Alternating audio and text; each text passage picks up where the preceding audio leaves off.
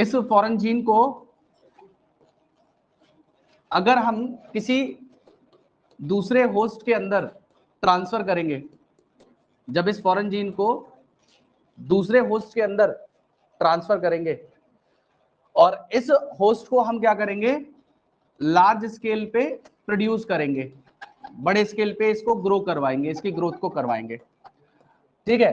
तो ऐसी प्रोटीन जो दूसरे फॉरेन जीन को के थ्रू बनाई जाती हो, मतलब जैसे बाहर के किसी जीन को ले लिया और आपने उसको ट्रांसफर किया एक ऑर्गेनिज्म के अंदर और उससे आप उस प्रोटीन को बना रहे हो, तो देखो जैसे रिकॉम्बिनेंट डीएनए था ऐसे रिकॉम्बिनेंट प्रोटीन भी कहलाएगी वो। और जिस होस्ट के अंदर भेजा उसे हेट्रोलोगस होस्ट कहेंगे। हेट्रोलोगस का मतलब है कि वो दूसरे डीएनए को लेके चल रहा है, मतलब वो जिसके अंदर वो डीएनए था, जैसे सपोज करो ह्यूमन का डीएनए था और आप बैक्टीरिया के अंदर उस डीएनए को भेज रहे हो, तो ह्यूमन डीएनए के लिए जो बैक्टीरिया है वो क्या हो जाएगा, हेट्रोलोगस, मतलब दूसरे के अंदर आप उसको डीएनए को ट्रांसफर करवा रहे हो। तो इस फॉरेन जीन प्रोडक्ट को बनाने के लिए हमें क्या चाहिए, हमें लार्ज स्केल पे इस होस्ट की ग्रोथ को करवाना है। अब देखो लार्ज स्केल पे ग्रोथ कराने के लिए सबसे पहली रिक्वायरमेंट क्या होनी चाहिए, फेवरेबल कंडीशंस का होना। क्या होना, फेवरेबल कंडीशंस का होना। अगर फेवरेबल कंडीशंस हैं, अगर फेवरेबल कंडीशंस हैं तो उस होस्ट की या उस बैक्टीरिया की, अब जरूरी नहीं है कि आप होस्ट के तौर पे बैक्टीरिया ही लोगे, आप होस्ट के तौर पे किसी भी चीज को यूज कर सकते हो, आप बैक्टीरियल सेल को यूज कर सकते हो, आप फंगल सेल को यूज कर सकते हो, आप किसी प्लांट सेल को भी यूज कर सकते हो, एनिमल सेल को भी यूज कर सकते हो। इसी के तौर पे भी आप जो है यहाँ पे होस्ट के तौर पे किसी भी सेल को यूज किया जा सकता है जिसके अंदर आप फॉरेन जीन को एक्सप्रेस करवा रहे हो। और मैंने बताया कि किसी भी ऑर्गेनिज्म की ज्यादा अच्छी ग्रोथ तब हो पाएगी जब उसको फेवरेबल कंडीशंस मिलेंगी। अब वो फेवरेबल कंडीशंस क्या होनी चाहिए, सबसे पहली रिक्वायरमेंट है वहां पे फूड की अवेलेबिलिटी लगातार बनी रहे, वहां पे फूड की अवेलेबिलिटी लगातार बनी रहे, सबसे पहली रिक्वायरमेंट है उसकी। अब फूड की अवेलेबिलिटी अगर लगातार चाहिए तो आपको यहां पे क्या करना पड़ेगा, आपको continuous culture medium, continuous culture medium का इस्तेमाल करना पड़ेगा। अब कॉन्टिन्यूअस कल्चर मीडियम का मतलब क्या होता है, इस बात को ध्यान से सुनिएगा। देखिए कॉन्टिन्यूअस कल्चर मीडियम का मतलब है कि सपोज करो ये कंटेनर है या एक फ्लास्क है जिसके अंदर मैंने न्यूट्रिएंट मीडियम को भर दिया, न्यूट्रिएंट मीडियम को भर दिया, और मैंने जो रिकॉम्बिनेंट या ट्रांसफॉर्मेंट होस्ट बनाए थे उनको इस न्यूट्रिएंट मीडियम में ट्रांसफर करवा दिया और इन्हें यहाँ पे फेवरेबल कंडीशन दी और इन्होंने डिवाइड करके धीरे धीरे अपनी पॉपुलेशन को बढ़ाना शुरू कर दिया। अच्छा एक टाइम ऐसा आएगा जो आपने इसके अंदर फूड अवेलेबल करवाया था या न्यूट्रिएंट अवेलेबल करवाए थे, वो फूड हमारा खत्म होना शुरू हो जाएगा और उसके बाद में जब इन होस्ट को फूड अवेलेबल नहीं होगा तो इंटर्न ये भी खत्म हो जाएंगे, होगा ऐसा नहीं होगा। तो हमें ऐसा एक मीडियम चाहिए जिसमें क्या हो, जो यूज्ड मीडियम है, जो यूज्ड मीडियम है उसको तो हम ड्रेन कर दें, निकाल दें और फ्रेश मीडियम को ऐड कर दें, फ्रेश मीडियम को हम ऐड कर दें।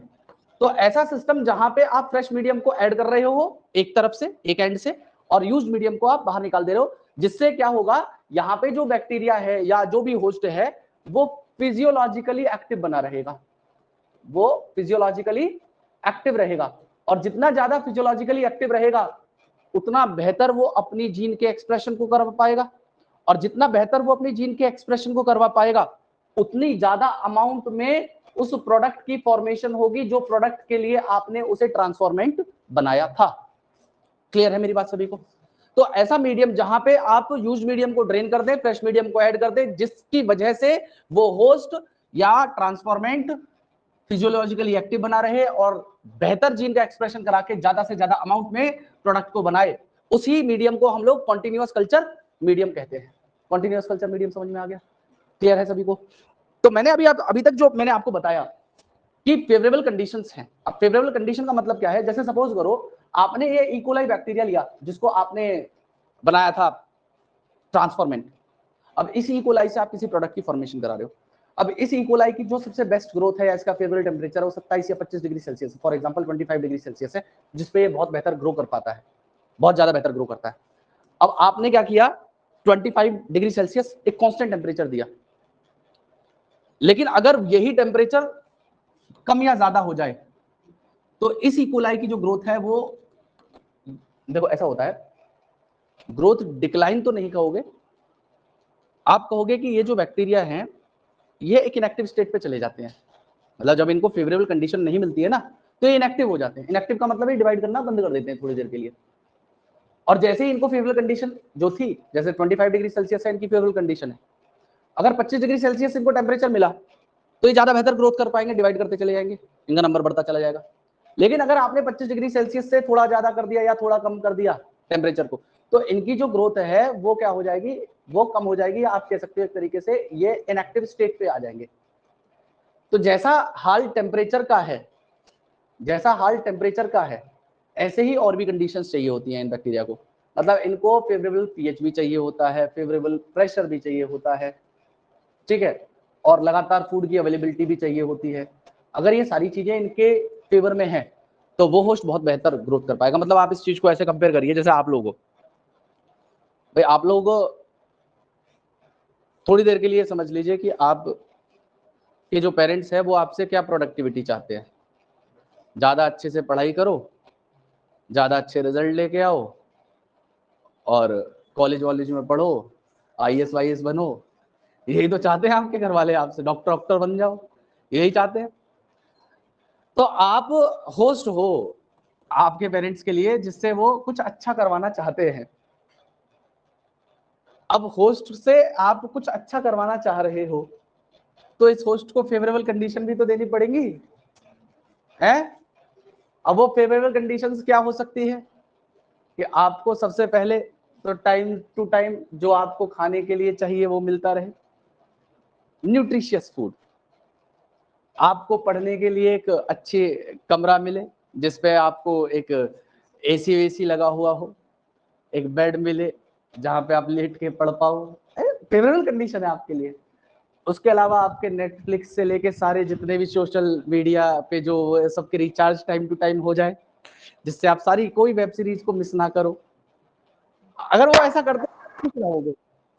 दूसरा, भाई जिस स्कूल में आप कहो कि भाई मुझे तो डीपीएस में पढ़ना है, डीपीएस में आपको पढ़ाए। फिर भाई मुझे तो सतीश सर से ही पढ़ना है, सतीश सर के यहाँ पे पढ़वाए। मतलब मुझे मित्तल सर के यहाँ पढ़ना है, मित्तल सर से पढ़ो। सारी चीजें वो आपके लिए कर रहे हैं, सब चीज कर रहे हैं। वो किस लिए कर रहे हैं? ताकि ये होस्ट ज्यादा प्रोडक्टिविटी दे। लेकिन ये होस्ट है नाकारा, ये कुछ नहीं करेगा, चाहे कितनी भी फेवरेबल कंडीशन इसे दे दो। ये होस्ट आलस से भरा हुआ है, ये होस्ट पढ़ना नहीं चाहता बिल्कुल भी। तो अगर मैंने क्या बोला, आपको भी प्रोडक्टिव कुछ करना है तो फेवरेबल कंडीशन आपको भी चाहिए। तो जैसे आपको प्रोडक्टिव करने के लिए फेवरेबल कंडीशन चाहिए, तो आपके घर में डेली के सियापे चल रहे हैं, कुछ ना कुछ डेली पंगा, कुछ ना कुछ, तो आपका दिमाग क्या रहेगा, और फालतू की उन्हीं चीजों में उलझा हुआ रहेगा, परेशान। मतलब आप जब पढ़ने बैठोगे वही सब याद आएगा, यार ये सब क्या चल रहा है घर में, आप कुछ नहीं कर पाओगे। और वहीं आपके घर में एक हेल्थी माहौल है, आपको बहुत प्यार से ट्रीट किया जाता है, जाते अरे मेरा बेटा, अरे मेरी बेटी, तो आप जो खुश रहोगे, मन से खुश रहोगे, अरे यार देखो माँ बाप कितना अच्छा मतलब मेरे से प्यार कर रहे हैं, तो मुझे भी इन रिटर्न इनके लिए कुछ करना है। तो इसी तरीके से जैसे फेवरेबल चीजें आपको चाहिए, ऐसे ही आपने किसी भी होस्ट को जिसको आपने ट्रांसफॉर्मेंट बनाया था, तो उसको भी बेचारे को प्यार करना पड़ेगा। प्यार मतलब अब ऐसा तो नहीं किसी बैक्टीरिया को, अरे मेरे बैक्टीरिया कितना अच्छा है, तू ग्रोथ करके दिखा मुझे। तो बैक्टीरिया को ये चीजें चाहिए, क्या क्या चाहिए, ये कंडीशन क्या क्या, ऑप्टिमम। ऑप्टिमम का मतलब जानते हो आप लोग? ऑप्टिमम का मतलब ना ज्यादा ना कम, जितना चाहिए उतना दो। Optimum temperature, optimum pH, optimum pressure, optimum food अगर मिलेगा तो बैक्टीरिया बहुत बढ़िया ग्रोथ करेगा। अब आप कहोगे कि ये ऑप्टिमम चीजें दी कैसे जा सकती है? सपोज करो आपने क्या किया, यही काम, एक फ्लास्क लिया, इस फ्लास्क के अंदर कल्चर को भर दिया, ये कल्चर मीडियम है या कल्चर ब्रोथ है, कल्चर ब्रोथ है जिसमें आपने जो भी चीजें चाहिए थी, न्यूट्रिएंट, आयंस, कार्बन सोर्स, सारी चीजें आपने इस फ्लास्क के अंदर ऐड कर दी हैं और आपने जिन बैक्टीरिया को ट्रांसफॉर्मेंट बनाया है उनको यहां रख दिया और इसको बंद कर दिया, रख दिया। अब देखो एक फ्लास्क है, रहेगा तो रूम टेम्परेचर के ऊपर ही। अब रूम टेम्परेचर आप भी जानते हो कि सुबह का कुछ और होता है, दोपहर का कुछ और होगा, शाम का कुछ और होगा, रात का कुछ और होगा, रूम टेम्परेचर तो बदल रहा है। तो ये फ्लास्क के अंदर आप ये फेवरेबल कंडीशन नहीं दे सकते हो, आप चाहो भी कितना भी फ्लास्क के अंदर आप इस चीज को करवा लो तो पॉसिबल नहीं है आपके लिए, क्योंकि बाहर की कंडीशन बदलती रहेंगी। और दूसरा, आपको कंटिन्यूअस कल्चर मीडियम भी यहाँ पे प्रोवाइड नहीं किया जा सकता कि आप बाहर से फूड ऐड कर पाओ। क्यों? अगर आपको इसमें बाहर से कुछ ऐड करना है तो आपको इसके जो इस पैक किया था इसे खोलना पड़ेगा, और जब आप इसे खोलोगे तो इसमें कंटामिनेशन होने के चांसेस बढ़ जाएंगे, इसमें कंटामिनेशन होने के चांसेस बढ़ जाएंगे। तो आप नहीं चाहते हो। अच्छा, इस मेथड को हम लोग हालांकि यूज कर सकते हैं। कब यूज कर सकते हैं? इस मेथड को कहा जाता है शेक फ्लास्क मेथड। इस मेथड को क्या कह सकते हो? Shake flask method. ये शेक फ्लास्क मेथड बहुत छोटे स्केल के लिए, मतलब अगर आप लेबोरेटरी बेस्ड काम कर रहे हो, जैसे आपने उदाहरण के तौर पे जैसे कोई प्रोडक्ट बनता है या कोई किसी प्रोडक्ट को डिस्कवर करता है, तो उसे मार्केट में लाने से पहले तो सबसे पहले किसी छोटी जगहों पे उस चीज की डिस्कवरी होती है ना, फिर उस चीज को 1-2 बार, 5 बार, 10 बार, 15 बार उसी जगह पे करके देखा जाता है, उसके बाद ही तो आप उसको बड़े लेवल पे प्रोडक्शन करने के लिए जाते हो। ऐसा थोड़ी है कि पहले दिन आपने वो डिस्कवरी करी अगले दिन ही फैक्ट्री लगा दोगे। अरे आप उसको यूज तो करके देखोगे, मतलब आपने जो बैक्टीरिया ट्रांसफॉर्मेंट बनाए उनसे जिस प्रोडक्ट को बनाना चाह रहे हो, आप ये भी तो चेक करोगे कि यार वो अगर मैं छोटे लेवल पे कल्चर मीडियम में उन ट्रांसफॉर्मेंट बैक्टीरिया को डाल रहा हूँ तो क्या मुझे यहाँ से प्रोडक्ट की फॉर्मेशन होती हुई मिल रही है, क्या वो ट्रांसफॉर्मेंट सही बने हैं या नहीं बने, ये भी तो चेक करोगे आप। तो सबसे पहला काम जो लेबोरेटरिकल स्केल पे किया जाता है वो शेक फ्लास्क मेथड से ये इंश्योर करना कि ट्रांसफॉर्मेंट आपके सही बने हैं और वो प्रोडक्ट की फॉर्मेशन करवा पाएंगे अगर हम उन्हें ये सारी कंडीशंस देते हैं तो। और अगर आप लार्ज स्केल प्रोडक्शन करना चाहते हो, तो बहुत छोटे लेवल पे है, अगर आप लार्ज स्केल प्रोडक्शन करना चाहते हो, इंडस्ट्रियल स्केल पे प्रोडक्शन करना चाहते हो, तो आप वहां पे शेक फ्लास्क मेथड का इस्तेमाल ना करके आप स्टेनलेस स्टील से बनी हुई कुछ सिलेंड्रिकल वेसल्स होती हैं जो कर्व बेस की होती हैं, जिन्हें हम लोग बायोरिएक्टर्स कहते हैं। तो अगर हमें लार्ज स्केल प्रोडक्शन करना है, अगर हमें लार्ज स्केल प्रोडक्शन करना है तो लार्ज स्केल प्रोडक्शन करने के लिए हमें क्या करना पड़ेगा? हमें बायोरिएक्टर्स का इस्तेमाल करना पड़ेगा, हमें बायोरिएक्टर्स का इस्तेमाल करना पड़ेगा। बायोरिएक्टर्स क्या होते हैं? तो बायोरिएक्टर्स ये स्टेनलेस स्टील से बने हुए सिलिंड्रिकल वेसल्स होते हैं जिनका बेसिकली जो बेस होगा वो कर्व्ड होता है। कर्व्ड बेस क्यों होगा वो भी मैं आपको बताऊंगा। और इस बायोरिएक्टर का काम ही होता है प्रोवाइड करना optimum condition to the host bacteria या होस्ट ऑर्गेनिज्म। बस इसका एक ही काम है, ऑप्टिमम कंडीशंस को मेंटेन करके रखना। ऑप्टिमम कंडीशंस मेंटेन रहेंगी तो वो आपके प्रोडक्ट को ज्यादा बेहतर बना पाएगा। अब इसके अंदर क्या क्या कंपोनेंट लगे हो सकते हैं, मतलब आपसे पूछा जाए कि भाई किसी बायोरिएक्टर में कंपोनेंट क्या क्या होते हैं, कंपोनेंट क्या है इस बायोरिएक्टर के, तो आपको इसमें एजिटेटर लगा हुआ मिलेगा, आपको यहाँ पे एजिटेटर या इन्हें आप फ्लैट ब्लेड इंपेलर भी कह सकते हो, आपको यहाँ पे टेम्परेचर कंट्रोल करने के लिए पूरा सिस्टम मिलेगा, आपको यहाँ पे प्रेशर कंट्रोल मिलेगा, आपको यहाँ पे पीएच कंट्रोल मिलेगा, आपको इसके अंदर सैंपलिंग पोर्ट मिलेंगे जिससे आप पीरियोडिकली प्रोडक्ट को विड्रॉ करते हुए उन्हें चेक कर सकें कि प्रोडक्ट जो बन रहा है वो आपका सही बन रहा है। उसके अलावा आपको उसके अंदर स्टेरलाइजेशन के लिए, स्टीम भेजने के लिए भी कुछ पार्ट मिलेंगे, और उसके अंदर स्टेराइल एयर को पंप करने के लिए भी कुछ पार्ट्स दिए गए होंगे। ये सारी चीजें हैं जो आपको किसी बायोरिएक्टर में देखने के लिए मिलती हैं। तो मैंने बताया कि बायोरिएक्टर कैसा होता है, तो एक सिलेंड्रिकल सा एक वेसल है, सिलेंड्रिकल सा एक वेसल है,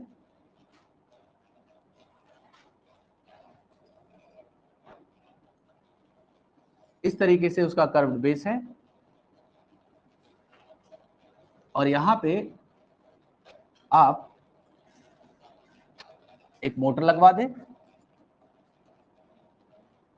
इस मोटर से आप एक शाफ्ट को जोड़ दें, उस शाफ्ट के साथ आप कुछ ब्लेड्स लगवा दें, और इन्हीं ब्लेड को मैं फ्लैट ब्लेड इम्पेलर या एजिटेटर नाम दे रहा हूं। और ऊपर की तरफ जब कल्चर ज्यादा ग्रोथ होती है तो बेटा फोम प्रोड्यूस हो जाती है, तो फोम ब्रेकर भी होने चाहिए जो ऊपर जमने वाली फोम को तोड़ते रहे, क्योंकि कल्चर यहां तक भरा हुआ है और जब ये लगातार घूमेगा तो फोम प्रोड्यूस हो जाती है ऊपर, तो उस फोम को ब्रेक करने के लिए ये फोम ब्रेकर भी होने चाहिए। क्लियर है? और इसके अंदर और क्या क्या होना चाहिए, तो इसके अंदर टेम्परेचर कंट्रोल करने के लिए इस तरीके से कुछ इलेक्ट्रोड्स डली होती है। अब कहोगे कि टेम्परेचर कंट्रोल कैसे करेगी ये?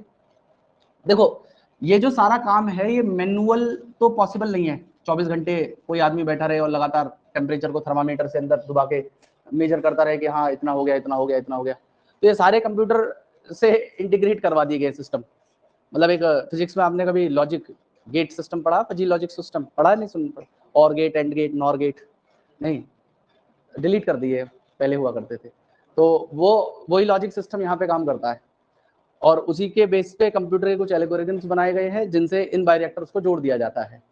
तो इसमें क्या होता है बेसिकली, ये जैसे ये इसकी बॉडी डिजाइन है, मतलब ये तो मैंने ऐसी बनाई है, इसकी बहुत मोटी सी परत होती है। अगर इसकी चौड़ाई देखोगे ना, मतलब इस वेसल की अगर आप चौड़ाई देखोगे तो बहुत चौड़ी होती है, और इसकी अंदर आपको क्या मिलेगा, इस तरीके से पूरे वेसल की वॉल में ऐसे करके पाइप्स होते हैं। पाइप्स इंसुलेशन तो नहीं कह सकते, इंसुलेटेड भी है, पाइप का एक पूरा सिस्टम है।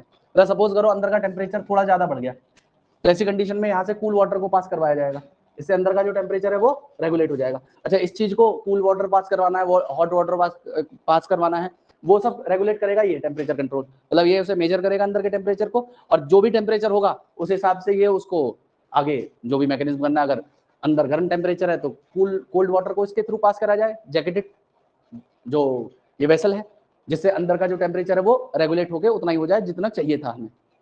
इसी तरीके से पीएच को कंट्रोल करने के लिए भी पीएच कंट्रोल भी होता है, एसिडिक बेसिक मीडियम को चेक करने के लिए कि अंदर एसिडिक कंडीशन है, बेसिक मीडियम है, कैसा मीडियम है, उसको ये रेगुलेट करेगा। सिमिलरली अंदर की जो प्रेशर है उसको कंट्रोल करने के लिए सिस्टम होगा।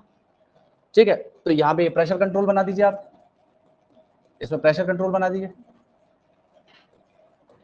उसके अलावा इन्हें आप कह दीजिए फोम ब्रेकर, इन्हें आप कह दीजिए फोम ब्रेकर।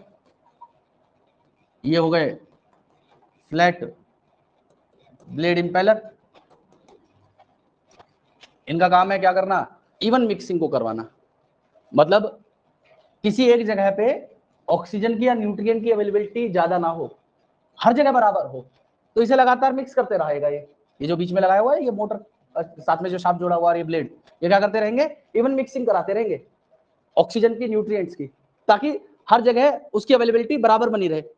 और जहां पे भी सपोज करो यहाँ पे बैक्टीरिया ग्रोथ कर रहा है तो यहाँ पे भी अच्छे से ग्रोथ कर पाए, यहाँ पे ग्रोथ कर रहा है तो यहाँ पे भी बेहतर कर पाए, इस वजह से ये मिक्स करता रहता है उस चीज को। उसके अलावा इसमें आपको सैंपलिंग पोर्ट मिल जाएंगे। सैंपलिंग पोर्ट वो जगह होती हैं जहां से आप क्या करोगे, पीरियोडिक विड्रॉल करते रहोगे। मतलब इसके अंदर जो भरा हुआ कल्चर ग्रोथ है, यहाँ पे पूरे में, यहाँ पे सब में कल्चर ग्रोथ भरा हुआ है, कल्चर पूरा, और इसी कल्चर ग्रोथ में आपके माइक्रो ऑर्गेनिज्म या होस्ट ट्रांसफॉर्मेंट वो ग्रो कर रहे हैं। यहाँ पे इसमें ये कल्चर ग्रोथ भरा हुआ है, और इसी में आपके वो ट्रांसफॉर्मेंट जो है वो भी ग्रो कर रहे हैं, जो रेगुलरली डिवाइड कर रहे हैं और उस जीन को एक्सप्रेस करा रहे हैं जो जीन फॉरन उनके अंदर डाली गई थी, और जीन एक्सप्रेस हो रही है तो प्रोडक्ट भी बनता चला जा रहा है। तो असेंबली कोड से हम लोग क्या करते हैं, इसमें से थोड़े से कल्चर को ना टाइम टू टाइम बाहर निकाल के लेबोरेटरिकल स्केल पे चेक किया जाता है कि जो प्रोडक्ट फॉर्मेशन हो रही है वो सही हो रही है या गलत हो रही है। ऐसा नहीं है कि आपने एक वेसल को लगाया और वेसल को के अंदर कल्चर डालने के बाद में आप 6 महीने तक की कल्चरिंग है, 6 महीने बाद आप ओपन करके देखो तो बना कुछ और रहे थे, बना कुछ निकले कुछ और। मतलब अब ये भी तो इंश्योर आपको ही तो करना पड़ेगा ना कि अंदर जो प्रोडक्ट है वो सही से बना नहीं बना, और उसके लिए आपको क्या करना पड़ेगा, जैसे आपने देखा होगा जब हलवाई मिठाई बनाता है तो एकदम डाल के सारी चीज रॉ मटेरियल को डाल के रख देता है वहां पे कि बन के लास्ट में निकल आएगी, तो टाइम टू टाइम चेक कर रहा होता है, नहीं कर रहा होता कि वो बन रहा है नहीं बन रहा सही से। उसी तरीके से आपको यहाँ पे भी प्रोडक्ट, हालांकि हलवाई मैंने कहा तो एक दूसरे की तरफ क्यों देख रहे हो आप लोग? ऐश्वर्य तेरी हलवाई की दुकान है?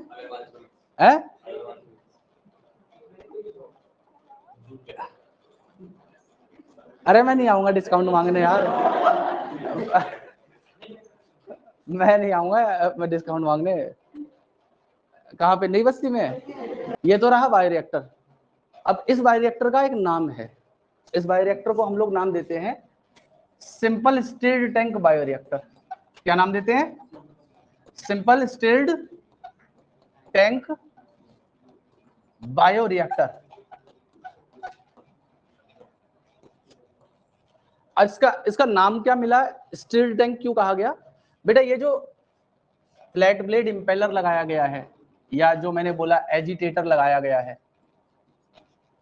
ये स्टीयरिंग का भी काम कर रहा है या स्टीरर का काम कर रहा है। स्टीरर का मतलब होता है मिक्स करना। तो वो बायोरिएक्टर जो टैंक जैसा दिखता है जिसके अंदर स्टीरर लगा हुआ है उसको कह दिया गया सिंपल स्टिर्ड टैंक बायोरिएक्टर। ये सबसे बेसिक टाइप का है। अब एक सिलेबस में और दे रखा है स्पार्ज्ड स्टिर्ड टैंक बायोरिएक्टर। एक बायोरिएक्टर और दिया हुआ है स्पार्ज्ड स्टिर्ड टैंक बायोरिएक्टर। दोनों में कोई ज्यादा फर्क नहीं है, दोनों में कोई ज्यादा फर्क नहीं है, ध्यान से देखिएगा। जैसे ये भी एक और बायोरिएक्टर मैंने बना दिया, मैं क्या करूं यहां पे, अच्छा इसके अंदर एक दो चीजें और ऐड कर लेना, एनसीईआरटी के अंदर दी हुई हैं वो चीजें, इसके अंदर एनसीईआरटी में एक दो चीजें और एक्स्ट्रा दी हुई हैं। एक तो स्टीम फॉर स्टेरलाइजेशन का वो दे रखा है इन्होंने एनसीईआरटी में,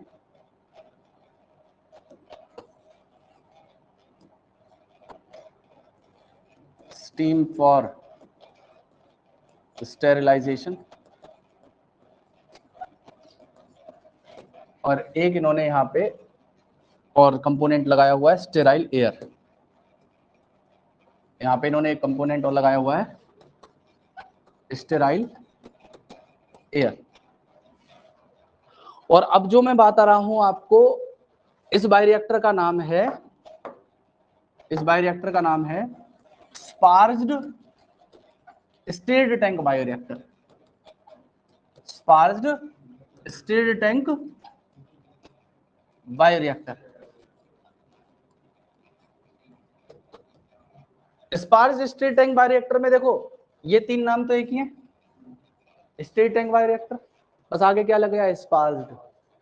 तो स्पार्ज्ड का मतलब है एक कंपोनेंट अलग लग जाता है, उसे स्पार्जर कहते हैं, बस हम उसे हम स्पार्जर नाम देते हैं। स्पार्जर का काम क्या है, तो ध्यान से सुनिएगा।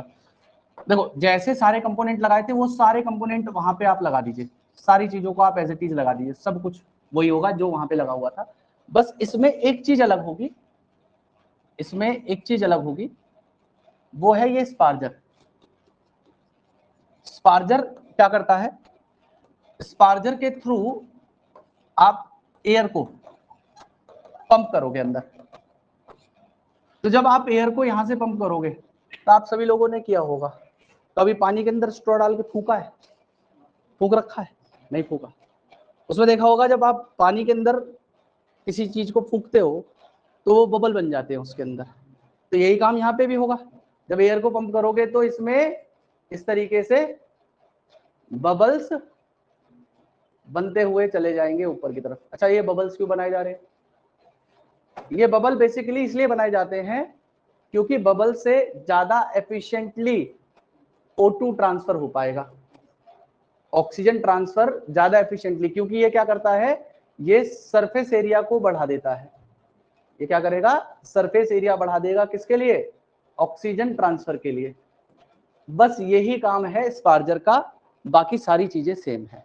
इसीलिए हम लोगों ने इसे नाम दे दिया है sparged stirred tank bioreactor, due to this extra component that is known as sparger, जो एयर को पंप करेगा, जिससे बबल बनेंगे, बबल ज्यादा सरफेस एरिया प्रोवाइड करेगा ऑक्सीजन को ट्रांसफर करने के लिए। तो अब आपको ये सारी चीजें लिखनी भी है। लिखने से पहले उन पॉइंट्स को मैं एक बार एक्सप्लेन कर देता हूं जो मैंने कहानी के रूप में बोले।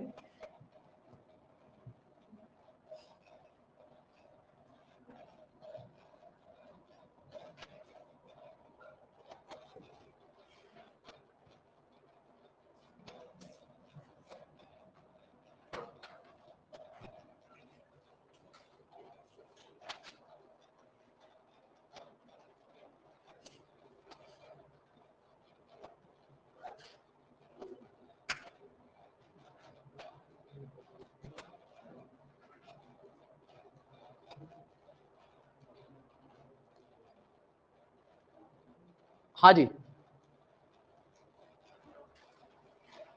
इसमें सबसे पहला पॉइंट मेंशन किया हुआ है कि वो सेल्स जिनके पास फॉरेन जीन है उनको आप ग्रो कर सकते हो लेबोरेटरी में, और लेबोरेटरी में उन कल्चर से आप एक्सट्रैक्ट कर सकते हो डिजायर्ड प्रोटीन को और प्यूरिफाई कर सकते हो सेपरेशन टेक्निक से।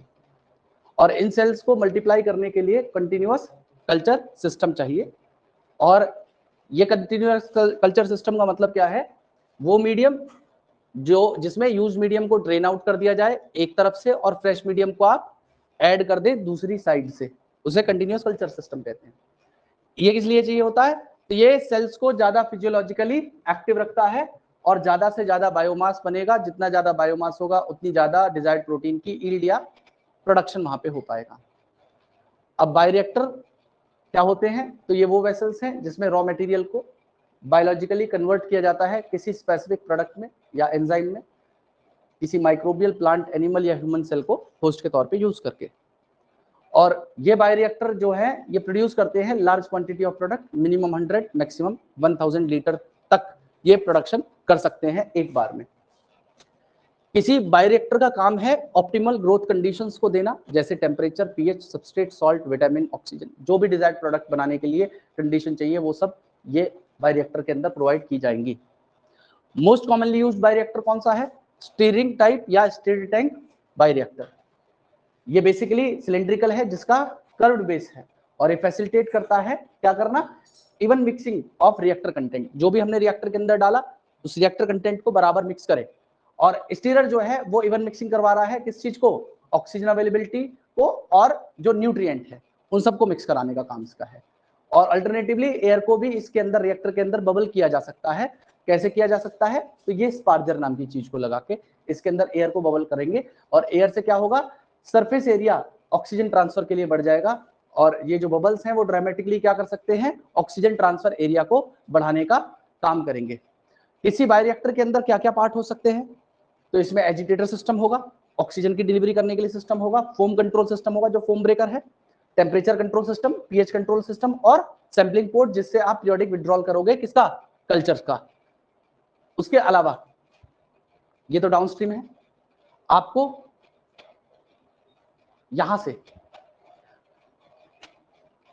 अच्छा एक पॉइंट ये और रह गया था, ये इसी का पार्ट है, क्योंकि मैंने हेट्रोलोगस होस्ट की भी बात की थी, शुरुआत करी थी जब मैंने बोला था ना हेट्रोलोगस होस्ट होते हैं, तो ये पॉइंट यहाँ पे है। मतलब ये बोलना चाह रहे हैं कि रिकॉम्बिनेंट डीएनए टेक्नोलॉजी का अल्टीमेट गोल क्या है, किसी डिजायरेबल प्रोटीन को बनाना, ये अल्टीमेट गोल है। तो हम किसी भी प्रोटीन इनकोडिंग फॉरेन जीन को दूसरे होस्ट के अंदर एक्सप्रेस करते हैं तो उस होस्ट को हेट्रोलोगस होस्ट कहा जाएगा और उससे बनने वाली प्रोटीन को रिकॉम्बिनेंट प्रोटीन कहेंगे।